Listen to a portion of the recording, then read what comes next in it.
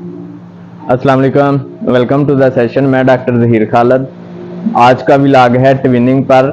Twins या triplets, 2 या 3 या 4 बच्चे गाय में आते हैं तो उसका गाय की सेहत पे क्या असर होता है। मोस्टली इस चीज़ को हम बड़ा अच्छा समझते हैं कि जी हमारी गाय ने 2 बच्चे दिए हैं या 3 बच्चे दिए हैं, तो बड़ा इसको पॉजिटिव समझा जाता है।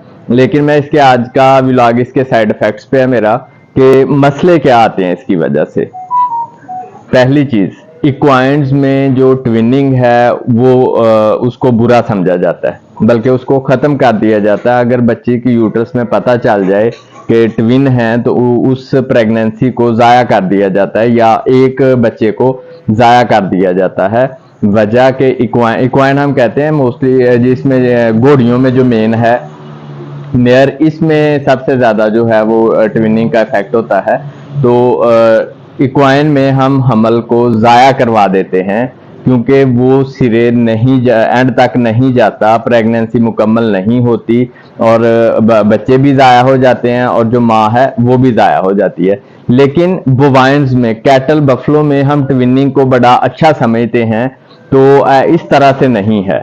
ट्विनिंग कैटल बफलो में भी इतनी अच्छी नहीं है। आज का व्लॉग में मैं अपना एक्सपीरियंस शेयर करूंगा कि जो पिछले सारे इस अरसे में मैंने देखे हैं प्रॉब्लम्स, उन पे मैं शेयर करूंगा कि ट्विनिंग की वजह से कौन कौन से इश्यूज जो हैं वो जानवर को आते हैं। तो कैटल बफलो में जब भी ट्विन्स होंगे तो सबसे पहला उसका जो इफेक्ट आएगा ये आता है जी लो बॉडी कंडीशन स्कोर। जानवर अगर टाइमली प्रेग्नेंट हो गया था, बच्चा दे के आया और 3 मंथ के अंदर अंदर वो प्रेग्नेंट हो गया और वो ट्विन प्रेगनेंसीज थी, जुड़वा बच्चे थे, तो जब हम उस एनिमल को ड्राई करते हैं, ड्राई करने के बाद ट्विंस की वजह से वो एनिमल सेहतमंद नहीं हो पाता, उसका बीसीएस जो है वो थोड़ा डाउन रहता है, कमजोर रहता है वो जानवर।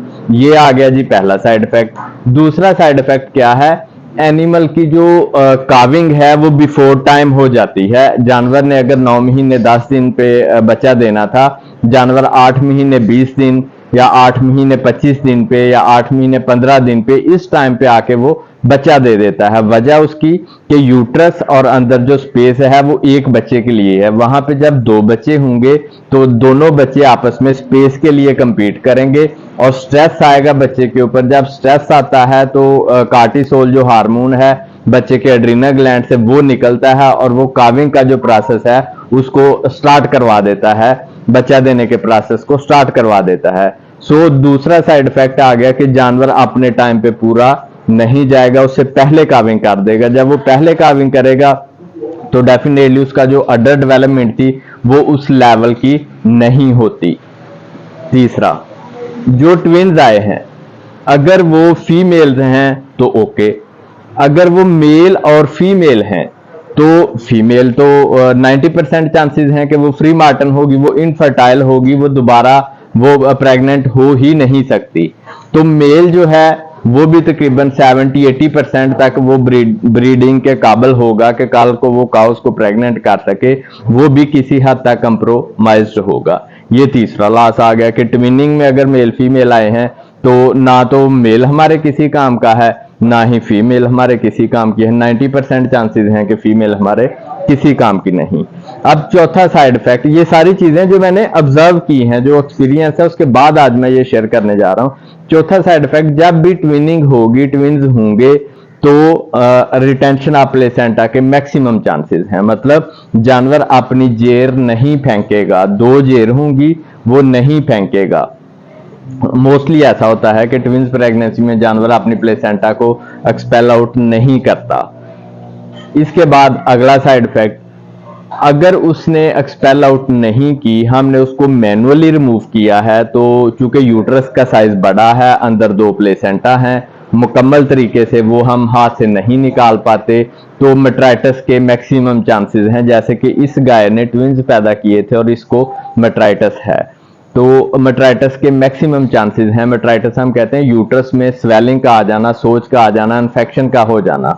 तो इसके बाद अगला जो साइड इफेक्ट है कि वो जानवर दूध पे पूरा नहीं आएगा। अगर उसने 50 लीटर दूध देना था तो वो माइट बी 25, 30, 35 लीटर, इस रेंज में उस सारी लैक्टेशन की उसकी प्रोडक्शन आएगी।